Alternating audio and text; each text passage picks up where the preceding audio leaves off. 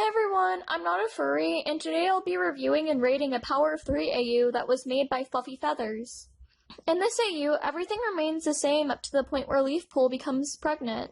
She goes to Squirrelflight seeking help, and Squirrelflight agrees to take care of Leaf's kits as long as Brambleclaw is told first. Brambleclaw is shocked, but sympathetic, and he agrees to help raise the kits. Also, Graystripe was never captured, so Brambleclaw isn't deputy in this AU. Leafpool, Squirrelflight, and Brambleclaw leave camp with the excuse that they're going to look for herbs, and Leafpool has her kits. They take the 3 kits back to camp, and Squirrelflight and Brambleclaw raise them. Hollypaw decides to be a warrior apprentice right away instead of choosing to be a medicine apprentice first. And J-Paw decides to be a medicine apprentice since he was interested in communicating with his ancestors. During the fire scene, Squirrelflight admits that the kits aren't hers, and Ashfur is shocked. He decides he wants to tell the clan, so he flees to go find Firestar. However, Squirrelflight was not going to let that happen, and she kills Ashfur. She brings his body back to camp and tells everyone that he threatened to kill the kits. Everyone was understanding of this, so Squirrelflight's actions were excused. The 3 were furious, and they beg Squirrelflight to let them know who their parents are. She refuses, which made them even more angry. Hollyleaf goes to Leafpool, thinking that since she was Squirrelflight's sister, she would know, and Leafpool admits that she's their mother. The 3 feel betrayed. Later on, Jayfeather has a vision of Leafpool and Crowfeather running away together. During the gathering, Hollyleaf tells everyone Leafpool's secret. Crowfeather, who still cared dearly for Leafpool, comforted her. However, something amazing happens. The leaders all agree that the rule that medicine cats shouldn't have kits is unfair, and the rule is removed.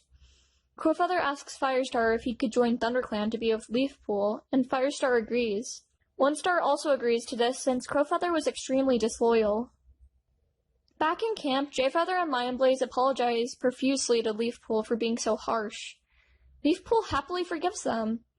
Hollyleaf, however, feels so guilty for her actions that she escapes into the tunnels and they collapse on her. Now that Hollyleaf is dead, Firestar is lost to who the 3rd cat could be.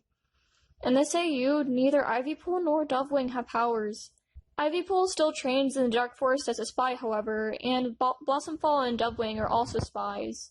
The Dark Forest battle starts and Hollyleaf returns, and it's revealed that she's the 3rd. During the battle, Ivypool admits to being a spy to Hawkfrost, and he goes to attack her, but is stopped by Hollyleaf.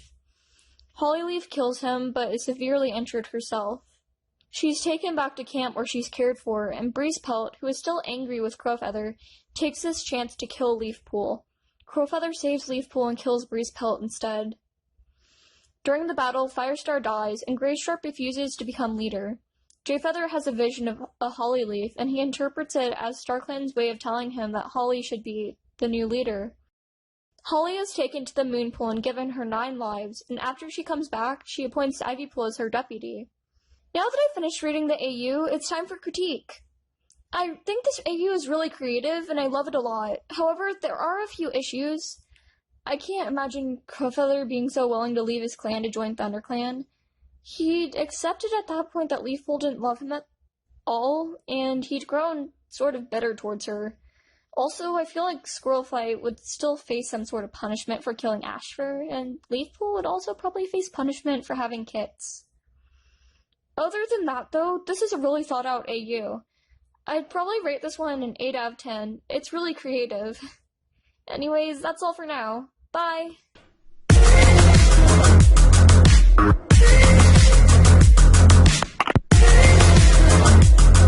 Yeah.